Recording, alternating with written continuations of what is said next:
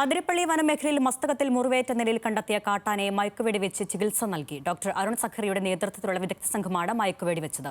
വെല്ലുവിളികൾ നിറഞ്ഞ ദൗത്യമായിരുന്നുവെന്നും മുറിവ് ആഴത്തിലുള്ളതുമാണെന്ന് അരുൺ സഖറിയ പറഞ്ഞു.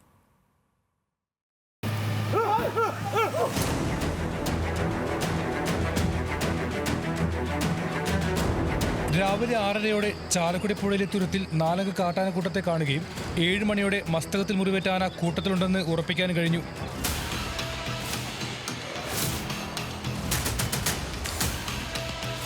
ദൗത്യസംഘം നിരീക്ഷണം ശക്തമാക്കിയതോടെ ആന കൂട്ടം വിട്ട് തുരുത്തിൽ നിന്നും റബ്ബർ തോട്ടം വഴി കാട്ടിലേക്ക് കയറാൻ ശ്രമം. ഇത് തിരിച്ചറിഞ്ഞ് നേരത്തെ വനത്തിന് സമീപം നിലയുറപ്പിച്ച ദൗത്യസംഘം ആനയെ വിരട്ടി റബ്ബർ തോട്ടത്തിലേക്ക് തന്നെ ഓടിച്ചു.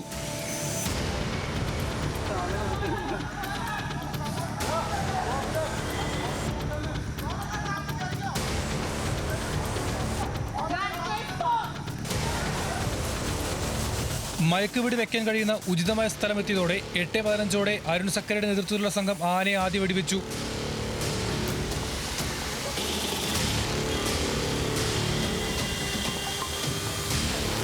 മുന്നോട്ട് കുതിച്ച ആനയ്ക്ക് 4 തവണയായി 2 ഡോസ് മരുന്ന് നൽകി. ഇതോടെ മുന്നിത്തടം ക്ഷേത്രത്തിന് സമീപത്തെ കാട്ടിലേക്ക് കയറിയ ആന 20 മിനിറ്റ് കൊണ്ട് മയങ്ങി. അരുൺ സഖറിയുടെ നേതൃത്വത്തിൽ 2 മണിക്കൂറോളം നീണ്ടുവന്ന ചികിത്സയാണ് ആനയ്ക്ക് നൽകിയത്.